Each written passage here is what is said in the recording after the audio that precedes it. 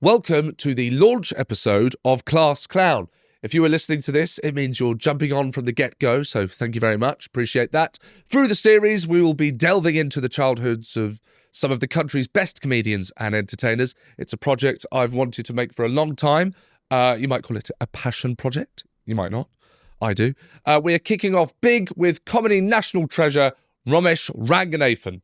Today's episode is brought to you by Gin and Tonic Distillery Company, and I have some big discount codes to share with you later in the show, so make sure you don't skip the ad if you like incredibly high-quality spirits. But now to Romesh, which is the reason we're here. Enjoy, and please like and subscribe on all of the platforms, wherever you're getting this, whether it be on Spotify, on Apple or YouTube. Yes, please give us a follow. Now enjoy, Romesh Ranganathan. Thank you very much. Thank you. Why were you looking at my shoes? What's wrong with my shoes? This, can I, just straight up, Honesty. it's not a type of shoe I've seen you wear before. What's wrong? And so, Okay. In fact, What is that? What's underneath that? What's the subtext? there's nothing of underneath the that. shoe? It's just we haven't seen each other for a bit. It's true. Your hair's different, but I've seen that thanks to following your online content. Well, what's wrong with how is it different? It's actually grown to what it used to be. So which different? Well, it hasn't though. 'Cause Also, I noticed your hair. It looks like you're trying to do my hair. that is, by the way, that says a lot about you that you think that's what's happening. What a little insight into your And I did the glasses. Actually, yeah. is there Oh my god, yeah. Are we becoming each other? Do you want to finish your point about my shoe? And then I think want to talk to you about this whole look. Okay, childhood. the t-shirt, Yeah. that is textbook. That is like if you're making a Lego figurine of Seann Walsh that would be wearing that t-shirt. Blink 182. Yeah. The blazer, trousers. This feels to me that you're in transition. And I don't mean. Oh, we're not going there, Ron. Okay. We don't need to go there. I saw what toilet you went into. No culture wars. Yeah, I just want your child. I feel like you're going for a similar thing to me, although I'm older than you. So I'm starting to try and dress my age more. Yes. I know it doesn't look like it now because I'm wearing a hoodie. Yes. But are you going through that? Well, you've not seen. I've got 2 kids now, Yes. so there's a bit of. There's actually a point. There's one moment in an airport where I was wearing all black, like leather jacket, black jeans, black boots, and I looked around and I thought I look absolutely ridiculous. Yeah. I can't stop. Yeah. I've got to stop dressing like this. There's been a couple of times where I've cause, I'm really into hip hop. It Yes. influences how I dress, and occasionally I've got to the age now where it looks like I'm in fancy dress. Do you know what I mean? Yeah. Do you know what I mean? Yeah. No, I think you pull it off. Thanks, mate. It's good. You. I'm so happy that you're a father. Thank you. It's good. It's very nice. You've settled into it beautifully, man. Okay. Well, I will get to my first question, but on that, it gives you a part of life that you didn't before you have kids. You kind of feel like you've experienced all of the emotions and all of the feelings, and then you have a kid, and you found it. It's like finding a new room in the house you didn't know was there. That is such a beautiful description of what it is. This new room in your house gets opened up, right? Totally. And also having children, it makes you very aware of mortality. Yeah, yeah. Well, my children constantly remind me of my mortality. Like they say, you're really fucking old. Okay. And you're going to be dead by the time this happens and stuff like that. Do you mind telling me, if we don't have to talk about this, do you mind telling me, are your kids well behaved? Yes. They are publicly well behaved. Okay. Yeah. But I would say that I allow behaviour in the house in terms of their conduct, their language, just their general demeanour, that if somebody from outside our house was to see me being okay with it, I think it would be a bad look. For example, they're allowed to use whatever language they like when watching football, right? That's allowed. Come on. They really do. They tuck in. Do you know what I mean? Okay. No, what I mean is like if you can, I think even you. I try and not swear. Do you say things like effing? I say effing now. Oh, that is effing annoying. Yeah, no, I don't do that. And I didn't enjoy watching you do it either. You look like you're going to be sick. Yeah, I say didn't realise my effing. face was doing that. Yeah. I actually am pretty good at censoring myself completely. Oh, well done. Yeah, That's pretty much. I mean, there are occasional slips, but when it comes to football, all bets are off. We're allowed to just, Absolutely. not racial stuff, but but just general. Thanks for clearing that up. Just general profanity. I think what we were getting from that is that your kids are all racist. Yeah. That's really what we took away from that. Yeah. One of them is. Let me tell you something. It's nature, not nurture, when it comes to that. Because two of them, genuinely, are pretty open-minded, but one of them, let's not talk about. Okay, Rom, I've got to do my job. I've got to go to work. Question one, yeah. Okay. All right. Aristotle says, What? That's the show. Yeah. Okay. Go on. Aristotle says, "Give me a child until the age of 7, and I will show you the foundations of the man." Right. At 7 years of age, if Aristotle had seen you, would he know where we are going? Was it there? No. What? As in, like, what I ended up becoming? Yeah. No. That's clearly the question. Yeah. Sure. Okay. I mean, there's no other interpretation. Is there? No. I was quite, difficult to ask questions to. I would sort of often willfully misinterpret stuff. Really? Not enjoying how much you are not respecting the format of this show and what I'm trying to dig into. I think the thing is though, I'm 40 years older than 7, right? And so like I think even as an adult, I have changed quite a lot, even since becoming an adult. Yes. If you ask me what I think I was at 7. First of all, I think I was super needy and really like desperate. Right. That's nothing like a stand-up comedian. Well, yeah, comedians famously not needy. No, yeah, true. I mean, we're the ultimate narcissist, I suppose. But like, I was desperate for approval. At 7, what would at 7? And I'm genuinely interested. Yeah. At 7, what would approval be? Do you know? Like, if you could remember. Do you know when you're a kid? For most children, I think they generally find it difficult to express an opinion that they don't already know that everyone else feels the same way about. Do you know what I mean? Like, it's very difficult as a kid to say something that not everyone else agrees with. And that's absolutely. That's how when when you're at school, a certain kid, it's decided that kid's not a popular kid, and so everybody is just grateful it's not them, and so it's. I wouldn't join in with kids to bully other kids, but sheeple. Yeah, basically. Sheeple. I was a really extreme example of it doesn't work in the singular, is it? A sheep. Sheep. But I enjoy the phrase sheeple. Yeah, good. Good for you. It's good to have hobbies. But so I think I was really like, I was constantly trying to, I guess as you get older, you'd call that social butterfly, but I was just desperate for people to like me.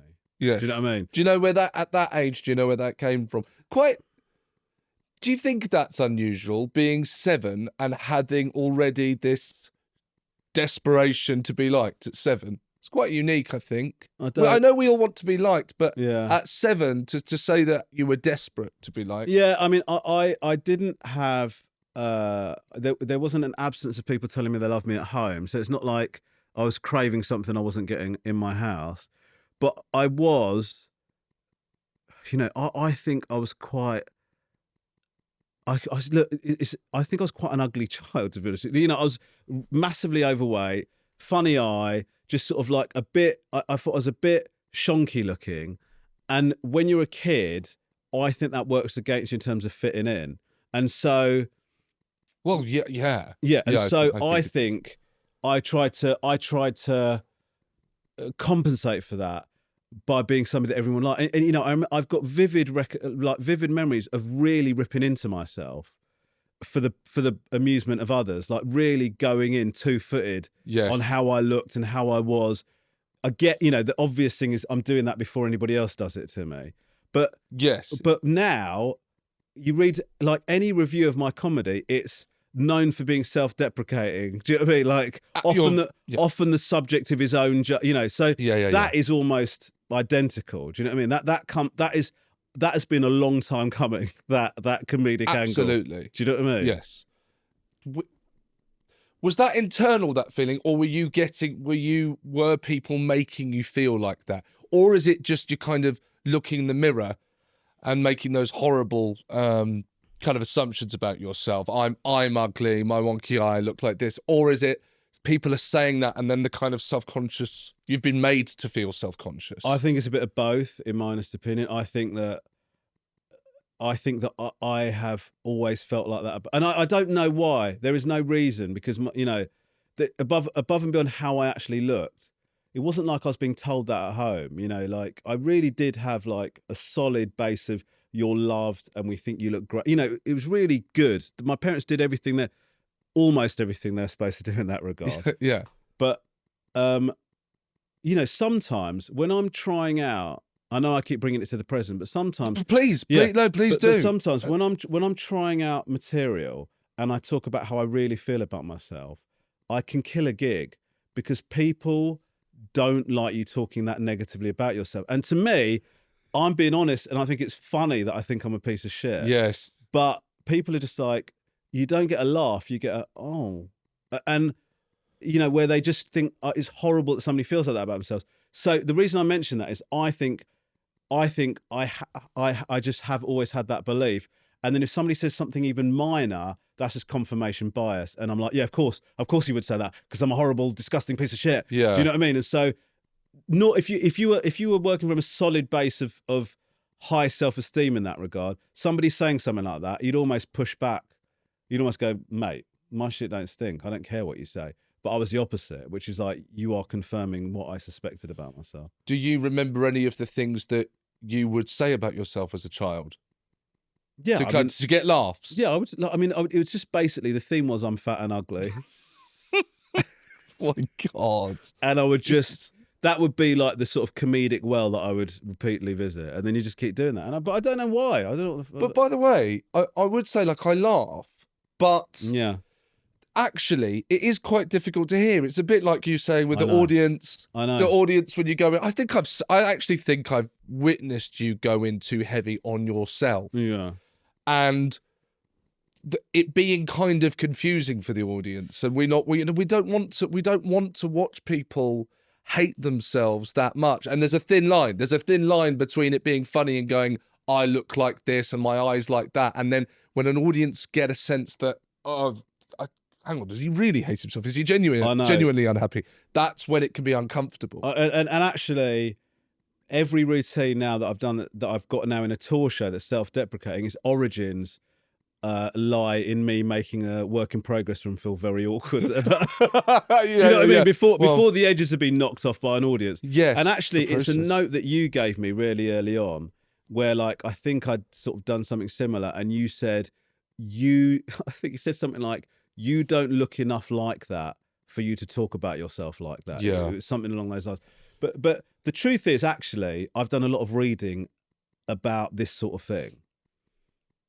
And it's a form of narcissism. It is a form of ego. You assume it's an absence of ego. Yeah. But it isn't. It's actually an incredibly egotistical thing to engage in. Because what you're saying is, everybody thinks I'm a piece of shit. Everybody hates me.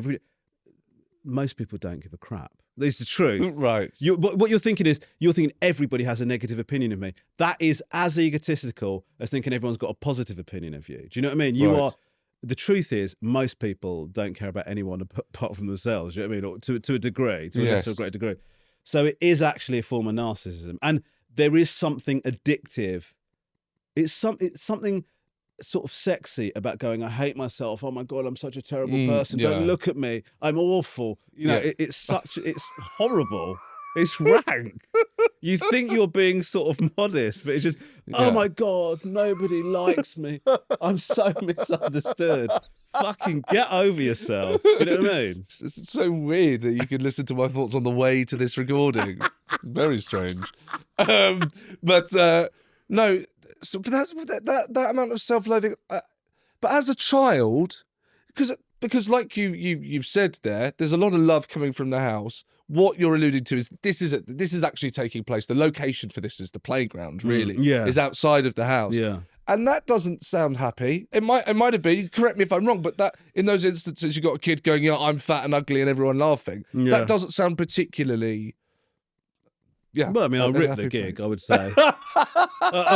And that's interesting. So you're being defensive. You're getting to "I'm ugly" first. They're laughing, and then hang on. Is there a bit of a rush here? Is there a bit of a buzz? Are we enjoying this? Yeah, I guess so. I mean, what that is a pathway to popularity. Do you know what I mean? It's like, I think so. I feel like.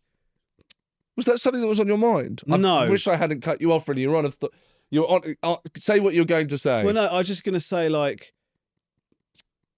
on the face of it, if you're considered unattractive or you look weird or whatever you want to call it, let's call it fat and ugly as a placeholder that has lasted for 40 plus years. But, you know, say you say, let's call it fat and ugly. You assume that nobody's going to like you in that case, right? But until you start being funny about it, and then suddenly people like you. But they like you. The cost of them liking you is you have to constantly weigh in on yourself. Yes. You know what I mean? So there is a price to pay, I feel like.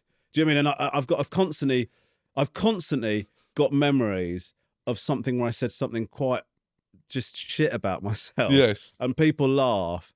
And, you know, like, it's a thing from a film where you go, yeah, I am a piece of shit, yeah. It's funny. Yeah, man. Well, by the way, I should clear this up. You're not fat or ugly. I don't. Well, you're not. Certainly not fat. No, we just finished a marathon. Congratulations. Yeah. No, but popularity wasn't. That wasn't an issue. That's not something you were trying to find. No, it was. I was just trying. I don't see it as popularity, but then I guess you don't at that age. You're just trying to fit it. You're just trying to. It was. I mean, I guess it was popularity. You know, I would say anything to be friends with people. Do you know what I mean? We're not just talking about being funny here. No, anything. I'm talking about.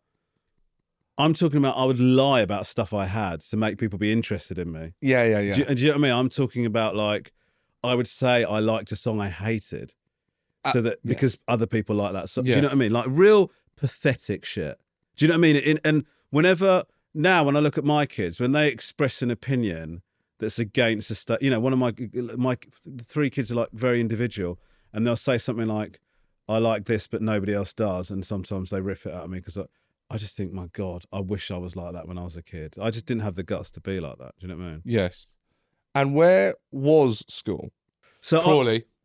Just outside of Crawley, Just outside of Crawley. Pease Pottage. So Pease Pottage. Pease Pottage, yeah. What kind of area is this? I actually don't know. What is it? Well, Pease Pottage is famously, not famous, the thing it's most famous for is the worst services in the entire country. That's what most comedians know. Okay. The worst service station in the entire country. But it was like a little, it was like no McDonald's. I think they've got like a tiny McDonald's, do you know what I mean? Okay. I think.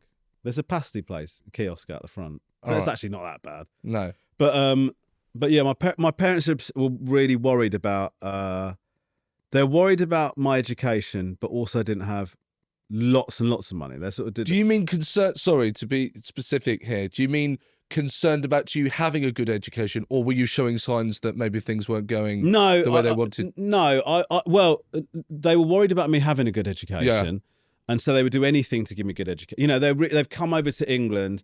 They want their children to have the best opportunities possible. My dad was fiercely worried about brown kids fitting in British society. It was something that sort of dominated a lot of his thoughts, and then he sort of chilled out. Did he make that clear to you?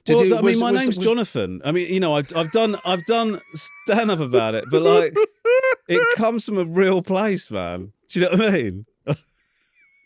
He really named you Jonathan? Yes, because he was like on your passport. Yeah, Jonathan Romesh Ranganathan. I'm like the worst undercover cop in history. Why, in all of the years that we've known each other, did I not just call you Jonathan? I'm so angry at myself. Why? Because that's not my name. I mean, it is my name. It's your real name. I know. Don't try and drop Jonathan. That's what your dad's decided to call you. That's your real name. Yeah, you can pretend it's not, or you like. You're Jonathan. No, but he they called me Romesh. Jonathan was like my honky name. Good God. Okay, so now, obviously, you understand this as you get older. Yeah. You've done stand-up about it. Yeah. How aware of your dad being conscious and worried about you fitting in as a brown kid in this country or at school? How aware are you being made to feel about that then? Do you know what I mean? Are you hearing these things out loud, or these things or these conclusions you've come to later on in life? Well, the thing about Jonathan, My God, how Jonathan. harrowing the origin story of that is only came to me later on. At the time, I just thought this is weird. Do you know what I mean? Like, I just thought it was a bit strange. At school, are you Jonathan? No, so basically, I had Okay. I had the thing It's where just- like no, but except one teacher, because on the registers, you're registered as I'm registered as Jonathan. So do you know the first register of every year, like when you have a new teacher, Yeah. they'll read out the names and then you go, sorry, I'd rather be. Do you know what I mean? Like you go, so every teacher would go Jonathan, and then I go, that's me, but please, like, could you call me by my middle name? That's what everyone calls me. Yes. And they go fine, except for one guy. So one English teacher. This guy's not coming out well. He- Name and shame. Let's go. It's Mr. Garrett. Fingers crossed he's dead. Or living in a really horrible state. But he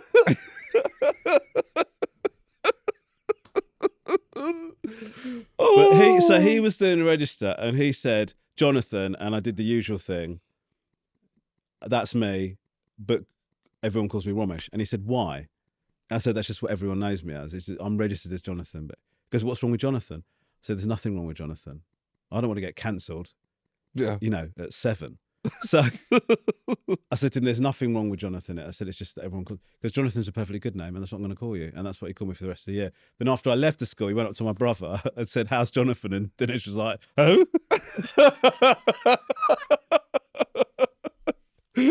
Right. So anyway, apart from that one guy, but then later on when I actually thought about it, even people have commented to me because that bit of stand-up kind of, I sort of, you get a couple of bits of stand-up that get attached to you as like people remember certain bits. And that Jonathan bit is one of the bits that people sort of often quote back to me, particularly ethnic minority, because they relate to it, right? Yeah, So, that 'cause really connect. Yeah. And so I've had people talk to me about it. And some people have like commented saying it's just really sad that your dad, it's a funny bit, but actually it's really, really sad. And it is really, really sad that my dad, also that he thought it was going to work. It's wild. But Yes. To go to the question, which was, were you made to feel aware of that? No, but I do have. And then was that in some way passed down? I've you? never said this before because We got an exclusive. yeah, but because it's slightly embarrassing to say, but I, even as a kid, remember seeing my dad talk about certain things to like his neighbours and thinking to myself, he's saying that to fit in. I remember thinking that even as a kid. Like I remember him talking about the cricket. And like he sort of talked about England cricket team in a way that was different to the way that he talked to them about them behind closed doors. And like I sort of realised, I was aware even at that young age that was my dad trying to fit in. Yeah, do you know what I mean? yeah. And then as I think about it later on, I don't like that, because I guess it's because I recognise it in myself. Do you know what I mean? Well, Like already, by the way, in what Yeah. we've discussed, it's yeah. you've expressed that, and Yeah. now you're telling us. I know, and that so I clearly- guess because I see that in myself, I don't want to see it in my dad. My dad was like one of my heroes. Do you know what I mean? Deeply flawed, and he got up to some shit. But put that all to one side, and it have to be a Yes. big side. But put that all to one side. Well, put that to the main room. Yeah. But he I didn't like seeing him do that, and I remember even as a kid not like seeing him do that. Do you know what I mean? And as he got older, he became less like that. In my mind, he became a bit more authentic as he got older and gave less of a shit. Do you know what I mean? Yes. And I feel like I've done that to a certain degree, but yeah, I remember not really enjoying that. You said he was one of your heroes. Yeah. then as a child? Your dad He's was a just hero. like such a funny bloke. Do you know what I mean? And He like, made you laugh. yeah, and he made everyone around him like he was like, just people would like. He was funny in a way that I've never been. Like, what I mean is, he was funny as in life and soul of the party. I've never been life or soul of the party. Do you know what I mean? Like people have said I'm funny, but I've never been a raconteur. Do you know what I mean?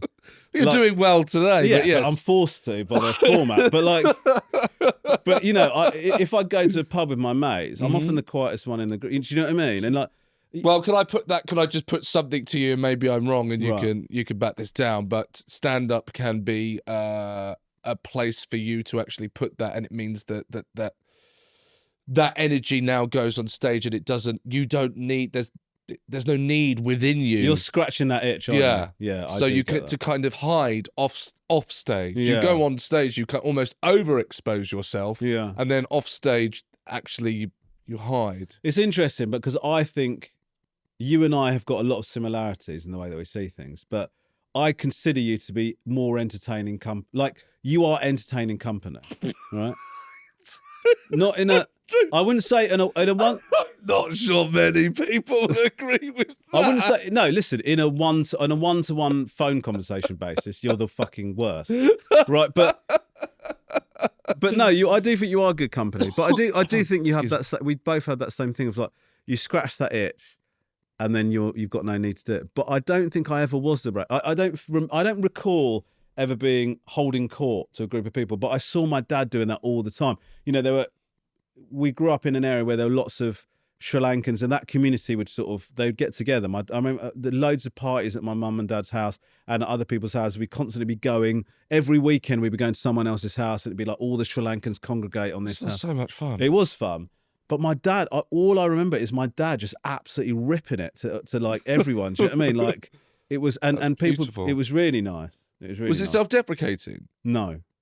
He would, right. It wasn't. I don't think it was. So he tried to fit in other ways. He kind of maybe was slightly malleable in who he was when he was around different communities, talking about the cricket and whatnot. But he wasn't self-deprecating when it came to the humour. That was kind of yours. I guess so, yeah. I mean, listen, it turns out he was using humour as a means to talk to other women, but I don't think that's what this podcast is about. Well, we'll stick to you. We'll stick to you. Okay. Now, just quickly, I have some discount codes for you for people looking to level up their drinks game. Whether you're mixing cocktails at home or sipping something special with friends, the Gin and Tonic Distillery Company has you covered. Nice pun. Yeah. Head over to gymandtonic.com and use the code ClassClown20 to get a 20% off offer on your first order. That's pretty hefty. So here we go. We got rum, we got gin, we got vodka. Yeah. For everyone. Something for everyone. Something for everyone. What's the favourite gin? They do a really nice rhubarb gin. Oh, do they? And I do that in the summer with raspberries and basil, and you spank the basil before it goes. Do you know about spanking your herbs? I gladly not. Okay, always spank your herbs. So are you a herb spanker? I'm a herb spanker, and it unleashes all the aromas properly. You pop that in your gin. Spanking your herbs. There you go. Get Gin and Tonic Company Distillery alcohol, and remember to spank your herbs. This is a sustainable small batch distillery crafting award-winning spirits company in East London. Ethical. Yes, ethical and very trendy as well. The bottle that looks as good as it tastes. Nice bottle. It is a nice bottle. You could go and visit the venue.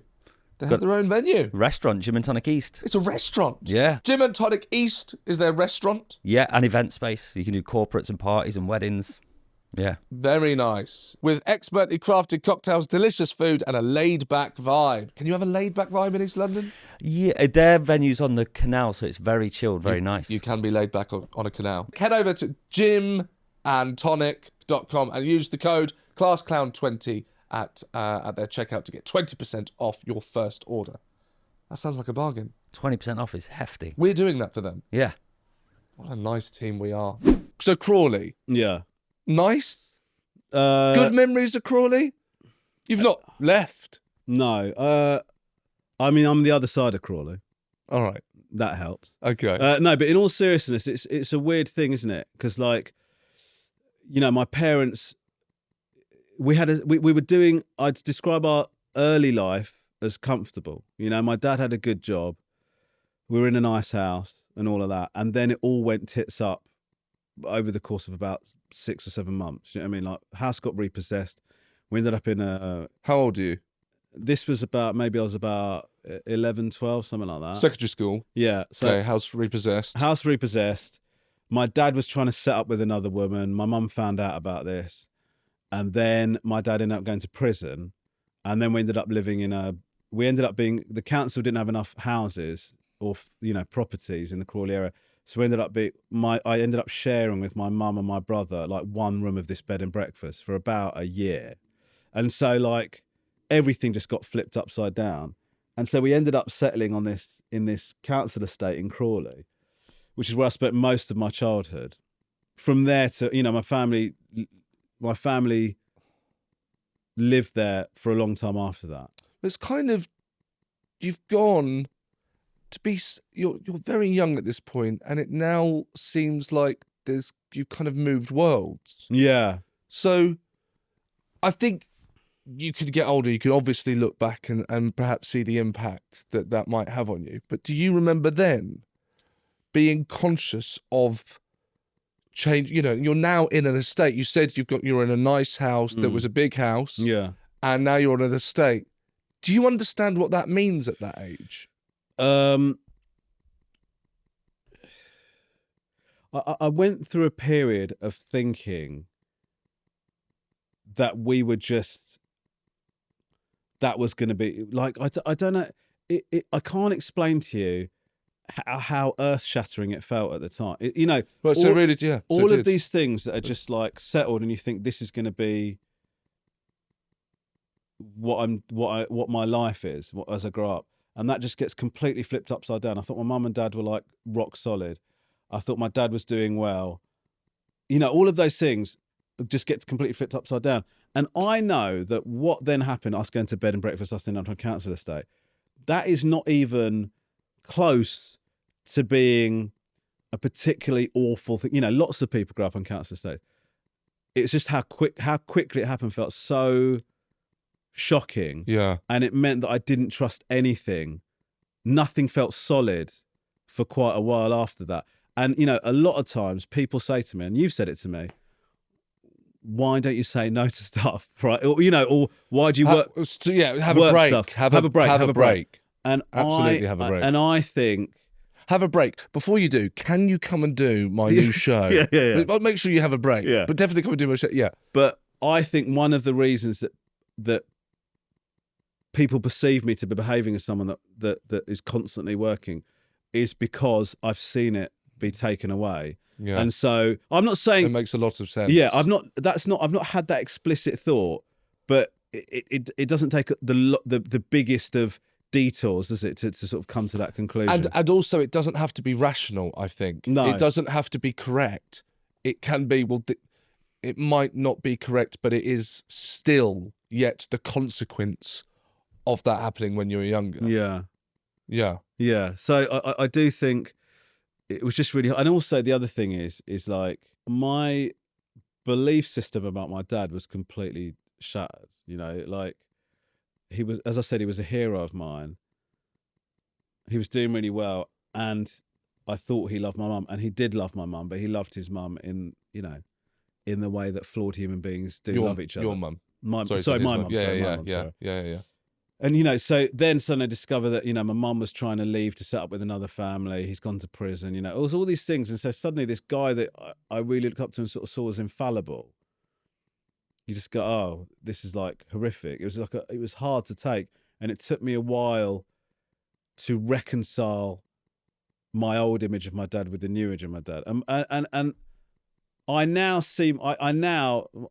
describe my dad as one of my heroes back then, but he's just a flawed guy. And when you're a kid, you don't forgive those mistakes because you think your parents are like, you looking to your parents to be the be all and end all. And the truth is they're not. We know this now as parents. Yes. My kids should barely look to me for guidance. Do you know what I mean? And that's the position that my mum and dad have been in. Do you know what I mean? Yeah. But then I was made to realise that, and then just go, this is like, I just don't trust anything. Do you know what I mean? It's like, Has that stayed? yeah, a little bit, I think. You know, People, do you mean? Do you mean people? I just mean I just mean, I was happy when I was really young, you know, and then it went to shit. And then I was unhappy for a long period. And for many, many years after that, I didn't trust being happy. I assumed that when you get happy, that there's like a big fuck up round the corner. Do you know what I mean? Yes. And that is something I've struggled, you know, I've struggled with for a while. But not people necessarily. But I mean, it took me a long time to work things out with my dad. You know, I went from thinking my mum was just going on at my dad for no reason to thinking my mum didn't go on at my dad enough. Right. Yeah. So I want to go back to that collapse and things, you know, falling through the ground, and now you know you're in the estate and whatnot. Was it then that maybe was there a dreamer in you? This kid that was now living on an estate and whatnot, and lost quite a bit. And like you say, lots of people live on estates. There's nothing to be ashamed of, but it's just the sudden drop. Yes. In your life. Is there a dream of getting out of this? Are you watching films? Are you watching stand-up at this point? Yeah. I mean, and are you a dreamer? I'm like you in terms of like obsessed with comedy from a very young age. And How like, young? Like, I remember like... Do you remember what the first, honestly? The very first thing is that we used to go to a video shop. When we were very young, we used to go to a video shop. And my mum and dad had no idea about age ratings. They didn't know how that works, right? So we were watching lots of shit we shouldn't have been watching, right? And so I watched Beverly Hills Cop, right? Yeah. And I just remember thinking, this guy is so funny, right? Yeah. I cannot believe how funny Eddie Murphy is in this. Like, this is insane. Number one. Huh? Is it number one? Yeah, first one. Yeah. Third part, fucking hell. Okay. Anyway, so I watched them. I'm just like, this guy's so funny. And then I start watching everything Eddie Murphy's ever done, right? Yes. So I watched like Trading Places, 48 Hours and all that. And then I come across Raw, right? His stand-up. And there's no way I should have been allowed to watch that. And you've never seen stand-up? I've never seen stand-up before.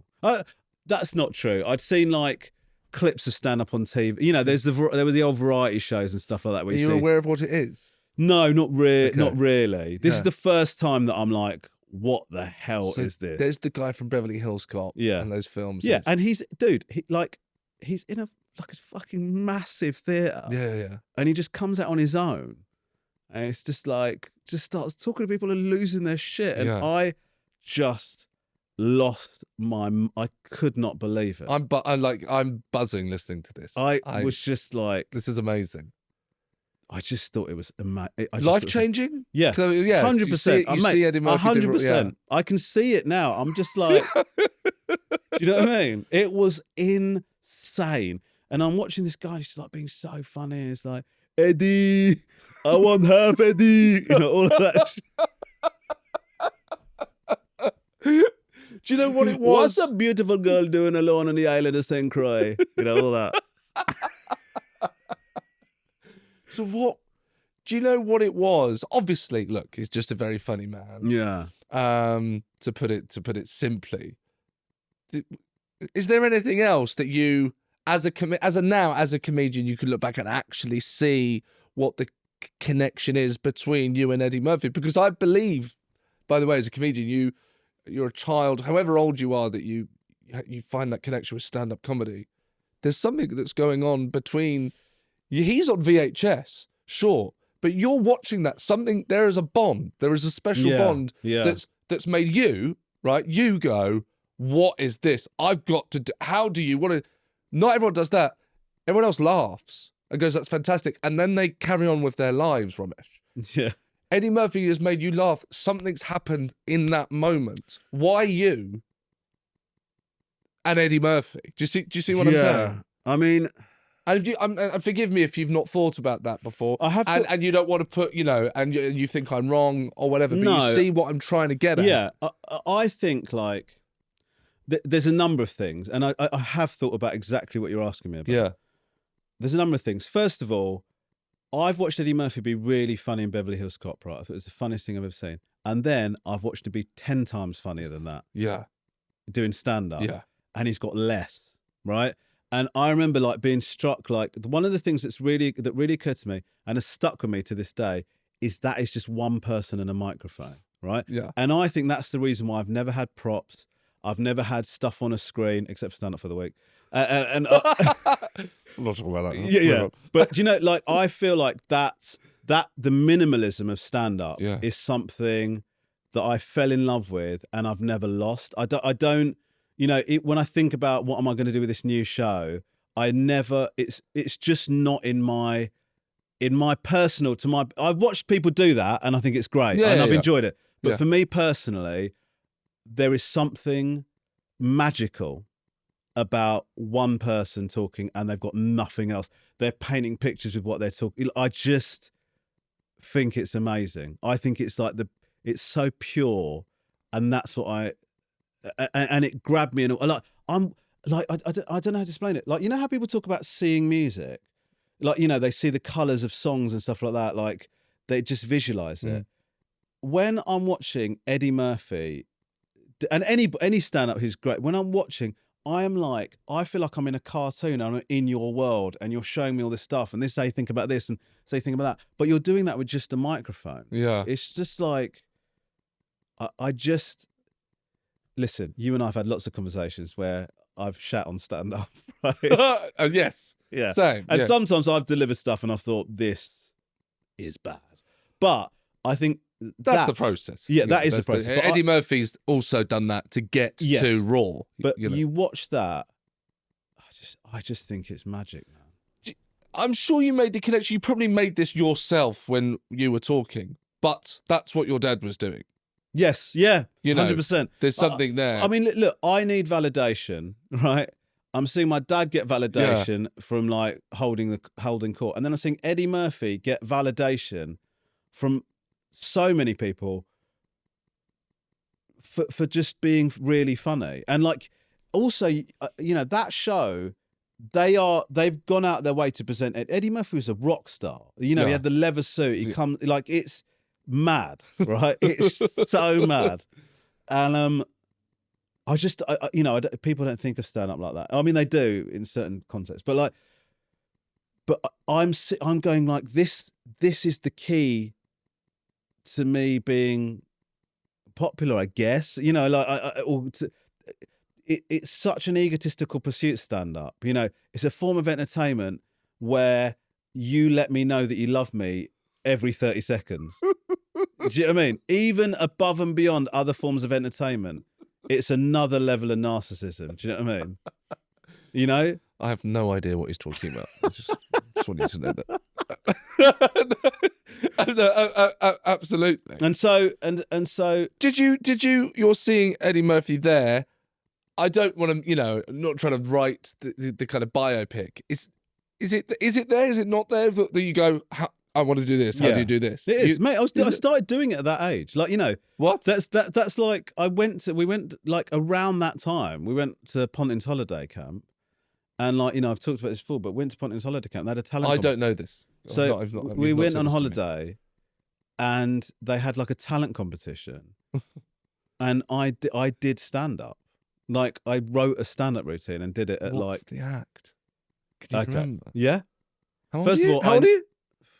8 or 9, maybe. Right, you're 8 or 9, so we're not at secondary school, we're there. Right, and how are you with being in, before we get up there, you're on stage, is there a stage? Yeah. So how are you with being in front of people and stuff like this? Is there any history of have you been in plays at school? Yeah, I was in a play. I had a very small part in a play, right? What are you laughing at? I can't imagine you even then in a play. Okay. I mean, it was a school play. I wasn't in Macbeth. Yeah, I know. I'm so sorry. That's all right. That's all right. Yeah. But this is the kind of thing that happens. Can you understand why I was looking for validation? This kind of thing. What? This was in a play? You're kidding. They put this creature in a play. Right. Okay. Yeah. So All right. basically, I had a very small part in the play. And then one day... Did you want to star in the play? Sorry to keep on... Did I want to star in the play? Did you want to star in the play? No. Oh, that's interesting to well, me. no, That's but this- interesting to me. So we did the read-through.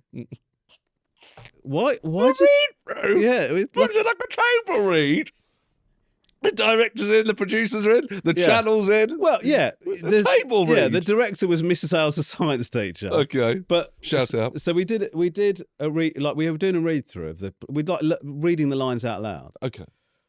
And the kid that was the main part in the play wasn't there that day. So she just goes, "Oh, can somebody else do this? Romesh, can you read this part?" And then I read the part, and she was so impressed with the way I read the part. This is horrible for that other kid. They swapped me in and swapped that kid out. Right. So I then had the main part in the play. Whatever happened to him? I don't know. He's looking in the mirror now going, I could have been a contender. Yeah. Oh, God. That was Russell Howard.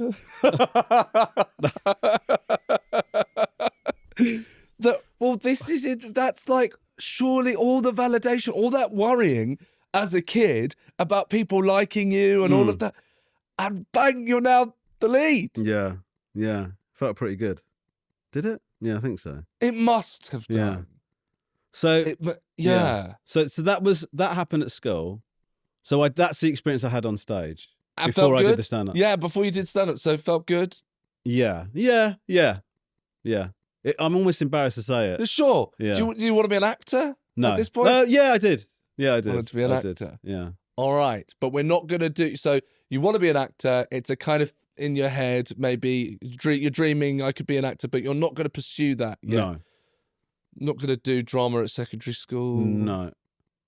That's not on the table for Sri Lankan background children at this stage. Right. It's just not a thing. It's not that you're not supposed to do that. Do you know what I mean? So that was off. Science and maths and all that stuff. Do you know what I mean? I am going to get the gig in Pontins, but I want to please know. do. Yeah. I want to know.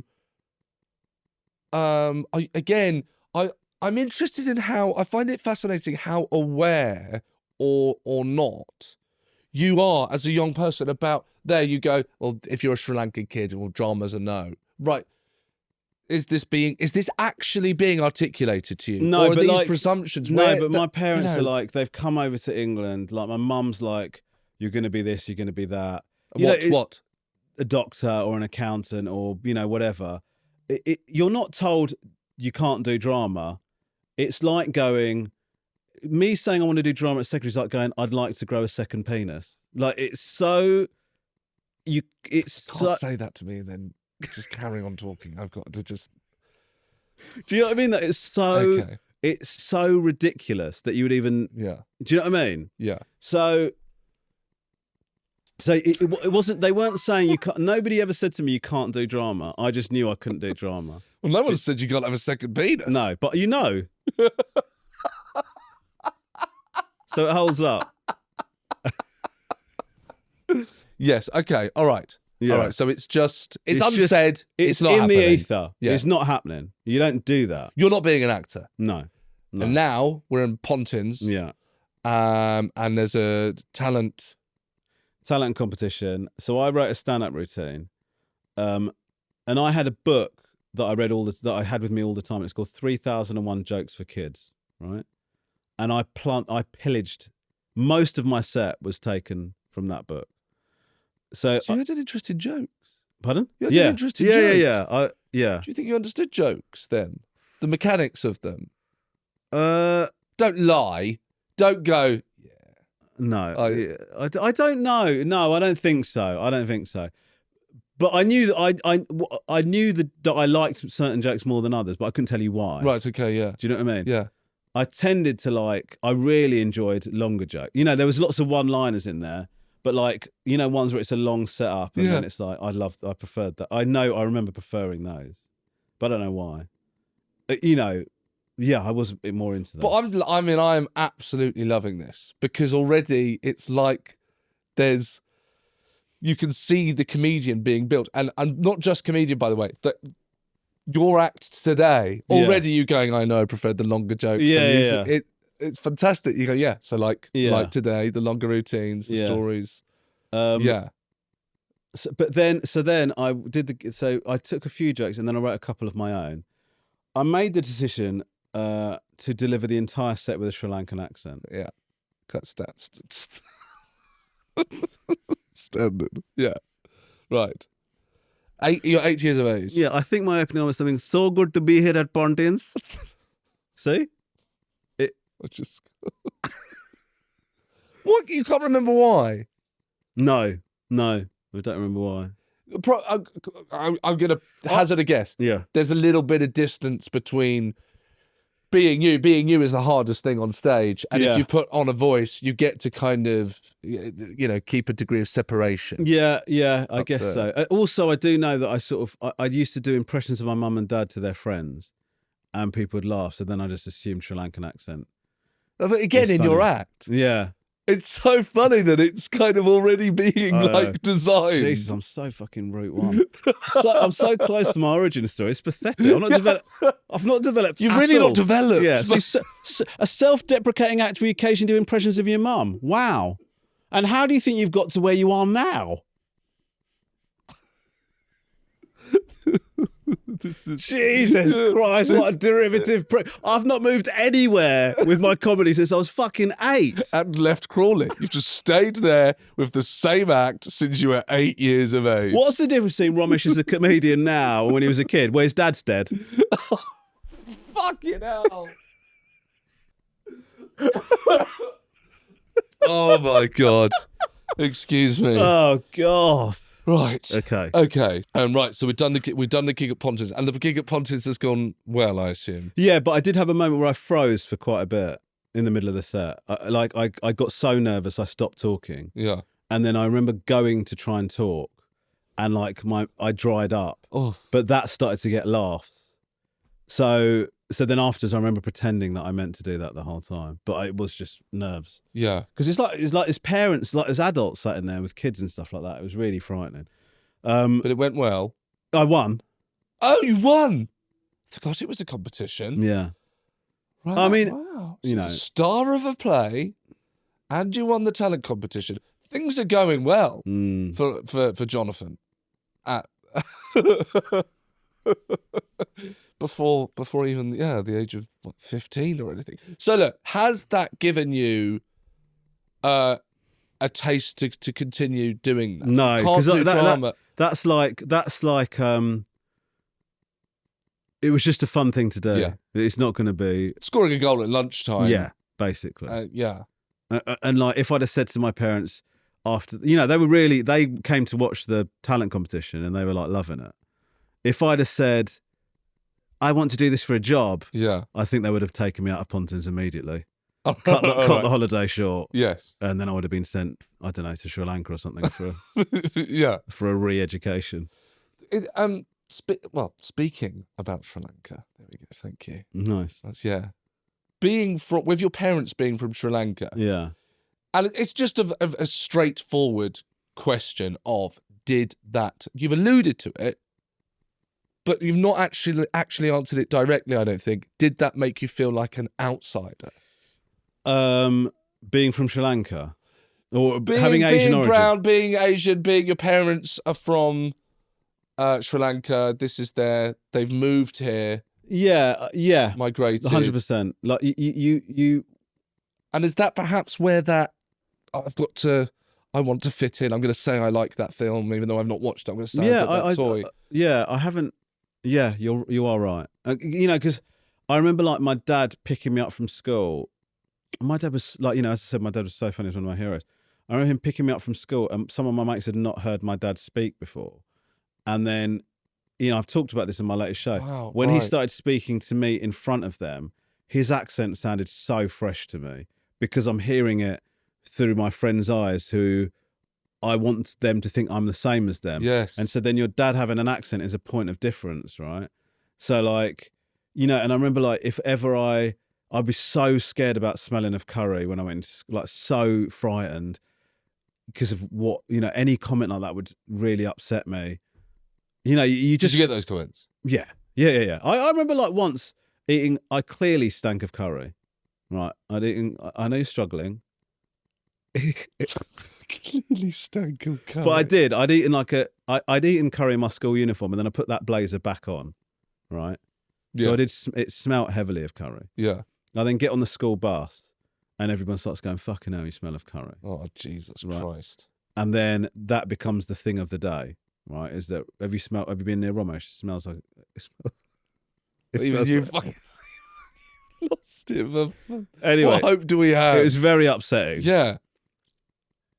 And then I remember one of the teachers seeing this going on, and he kept me behind after the lesson to speak to me about it.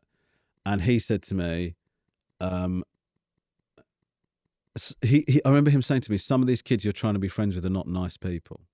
So just, and he shouldn't have said that really. You can't, as a teacher, you don't describe kids as not nice people to anybody. It's like mad. But anyway, he was sort of going, you're trying to be friends with people. By the way, you say that as someone that was a teacher. Yeah. Just, as a sign note. But, yeah. I would never talk about a child like that. But that's how he said it to me. He goes, some of the kids you're trying to be friends with are not nice people. And he was going, so they're talking about you smelling of curry. And I just thought, he must think it's... I mean, I stank of it. I wonder what it's like as a teacher to say to somebody, they're taking the mick out of you for smelling of curry, but I did really stink of it. Do you know what I mean? And I remember that was a thing to me that I felt like what he was saying to me is you're aspiring to be friends with people. Like it was another example of me trying to fit in. Totally. I'm trying to be. He was that's what he was trying he's trying to help say. me. He's trying to help me. He's going. I actually thought it was quite sweet. It is sweet. It is really sweet. But I just thought I couldn't really engage with it. But afterwards, I get where he was coming from. Do you know what I mean? That made you feel like an outsider, and I think you'll know where I'm kind of going with this as a comic. But there's that kind of cliche notion that the comedian is on the outside looking in. Do you think you've always looked at the world like a stand-up comedian? I think having a lazy eye and being overweight has pushed me to look at life like a stand-up comedian. It gives you an outsider status. I feel like my circumstances changing so radically meant that I was taken from somewhere I was comfortable and then put into a completely new environment and had to find my way. Yes. And that gives you outsider status, which is like a stand-up comedian. You're looking in and observing things. And, if you're trying to fit in order to fit in, you have to see what everyone else is like, right? And that is you're observing behavior and what people think and how people talk and all of that in a way that you otherwise might. If you take that sort of thing for granted, if you take fitting in for granted, you don't observe things like that. If you're going, how do I be okay? How do I survive in this environment? You go, what does that person do? What sort of things are they saying? You're not, that's what you're doing. You're you're just looking. And I just think that, I think the nature of what that period of everything being pulled apart messed with my wiring in a way that has pushed me towards being a stand-up comedian. You kind of think it happened there. That kind of chasm was there. I think had I not gone through that, and I always, had I not gone through that, had I not had a lazy eye, I don't think I would be a stand-up comedian. I just don't think I would. And then the other thing that sort of adds to that is I saw my dad chase material wealth and try and put himself in a really solid position financially and do the thing that do a sensible job and make decent money and have a nice house and have all the external trappings that people think are a nice life. Is it aspirational? Aspirational. I saw him do all of that and it messed him up completely. It sent him to prison. He lost everything. It was like shit. And I think that made me think I should just do what I want to. I think that pushed me onto an unorthodox path. Doing stand-up is an unorthodox path. Yeah. It's sort of a higher risk path, right? Because most people don't make it, and some people that have shouldn't have.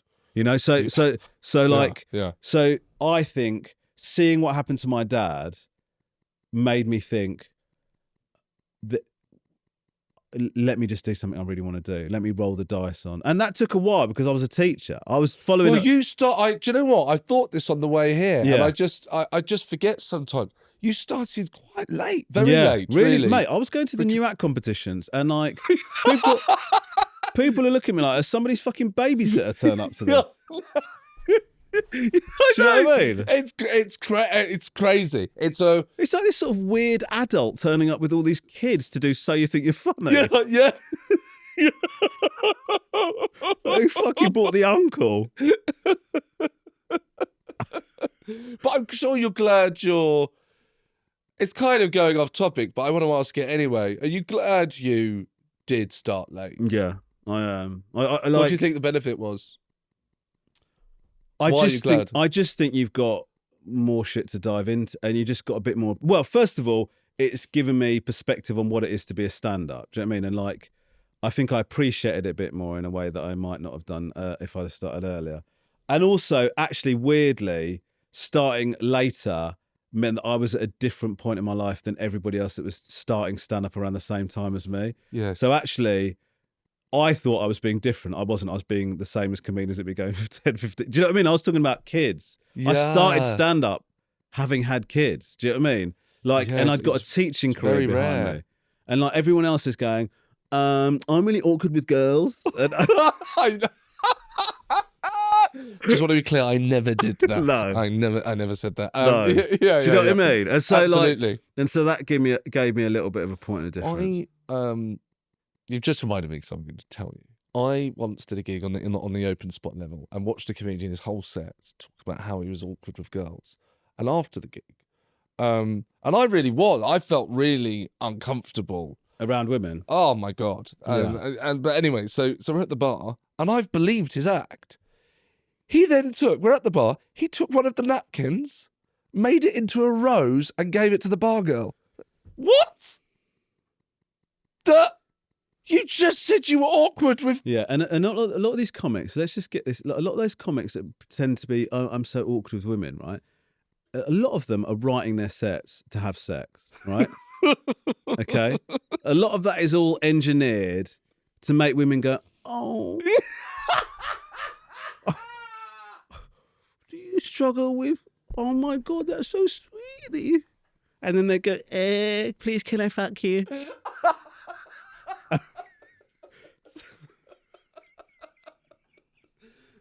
Yes. Yeah. I can't believe this is happening. I've never had a blowjob before.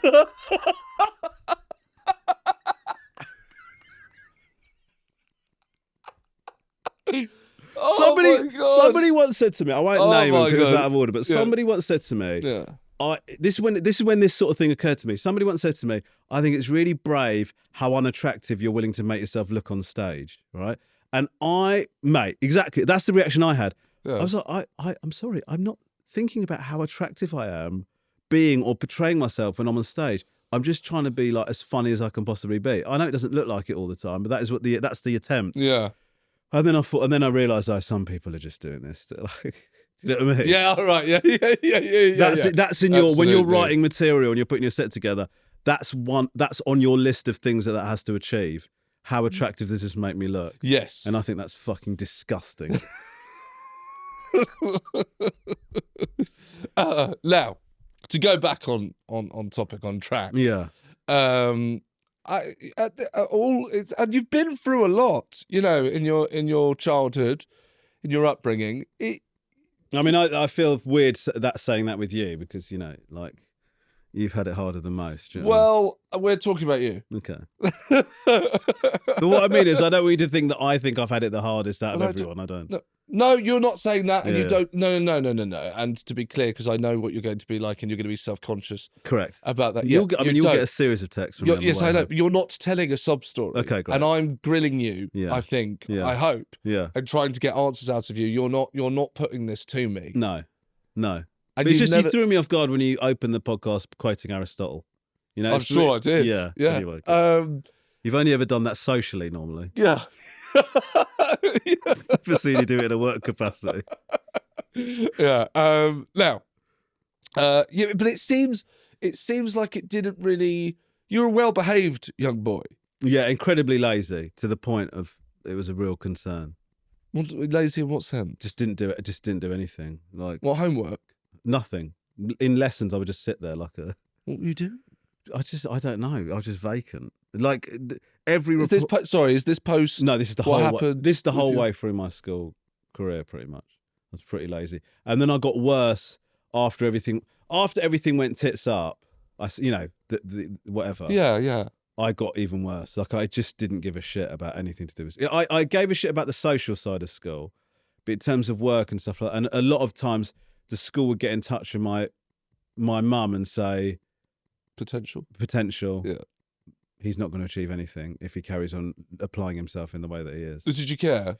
No, because I just didn't give a shit. I honestly, I remember letting go of any fucks to give. Do you know about anything really? I remember feeling like that.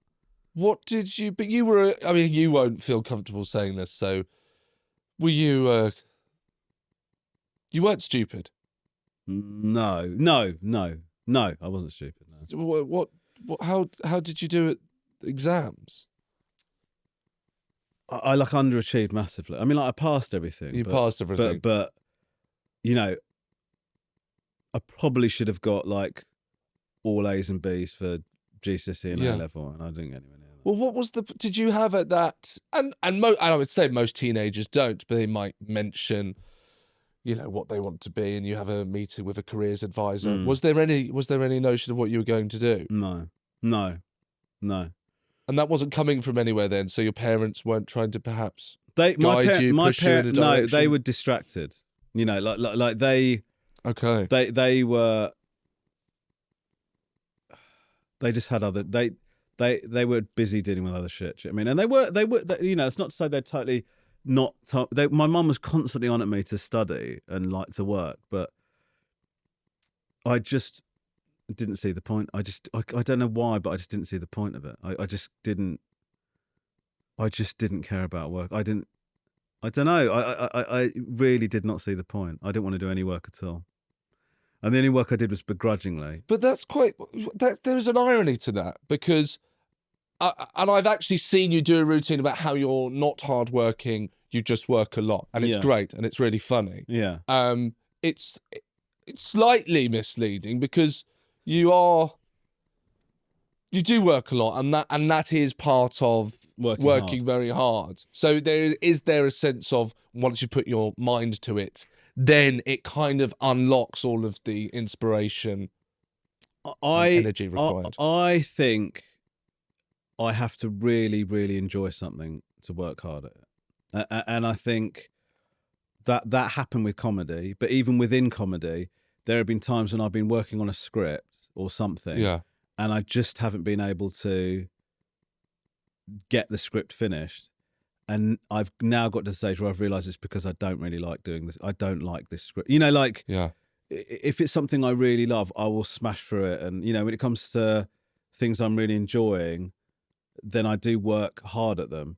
But the second it feels like work, I can't bring myself to do it. And in fact, even if it's something I enjoy that's got a deadline put on it, that becomes onerous. Do you know what I mean? I just have this I have to trick myself into believing that I'm just having fun. Do you know what I mean? And so when people say that I work hard, it's because what I'm doing, I just find it easy and fun. Not that stand-up is easy, but I just really enjoy it. And especially in terms of how late you started. Yes. It gives you a greater appreciation of what it is you do. Now, to wrap it up, I will put you in a very awkward position, a position you won't like. But I think it can be genuinely helpful. It's genuinely interesting to hear to anyone that's perhaps been at a rock bottom that is similar to yours, whichever the one that may be. Yeah. It's not luck, but something happened that made you do the thing it is that you love. And that in itself is really special. And it's special when anyone does that. Is there anything that you think you could pass on to anyone that maybe has been in a similar position to you, actually wants to do what it is that they want to do in their life, but doesn't have that extra bit of will to take them over? Do you have anything that you think you could say that could help them cross that line? I mean, look, in my opinion, I think when people say, particularly in the creative space, or if somebody says they want to be a comedian, you are a comedian. That has happened. It's not an unattainable dream. But when people say I want to be a comedian, that's not what they mean. What they mean is I want to be a famous, rich comedian. That is more difficult to achieve. And I think it's a combination, in my opinion, of both reassessing what you consider success to be. You know, like, what is it you're trying to achieve? What does that look like? And I think it's as simple as, it's as simple or as difficult as tomorrow I am going to do my utmost to be a comedian. You know, let's use being a comedian as an example. Yes, sure. Tomorrow I'm going to be a comedian. Being a comedian for the rest of your life is hard and daunting, and even thinking about it is too much. But can I behave like a comedian tomorrow or for the rest of today? Yes, you probably can. Do that. And then the next day you go again. And I think you put enough of those days together and you start moving in the right direction. I'm going to try it. You fucking should. Thank you so much, man. Thank you. Love you. Appreciate that. Thank Love you so you too. much. Thank you. Shut up. There you have it. Class Clown with Romesh Ranganathan. Really enjoyed that chat. Hope you did too. Please like and subscribe to wherever you're getting Class Clown. And don't forget, just head over to gymandtonic.com and the discount code is ClassClown20 for 20% off. Quick thank yous. Thank you to Ben Toms for his designs, and Marc Page for his production assistance, and Jack Margerison for his photo work on Class Clown. Thank all of you. And of course, don't forget, please, to like and subscribe wherever you're getting Class Clown. We got a lot of more episodes coming up with fantastic guests. I've been Seann Walsh. This is Class Clown. Thanks for listening or watching.